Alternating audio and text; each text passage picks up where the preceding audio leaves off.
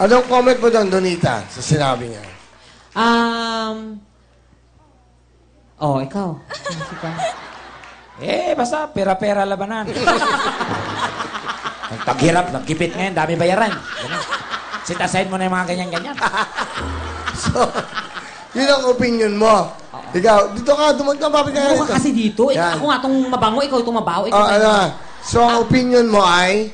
Para sa akin, tama rin yun na huwag kang sumali. Unang-una, hindi ikaw yon. Pangalawa, kapatid mo yon. Pangatlo, hindi mo alam kung anong sinalihan niya.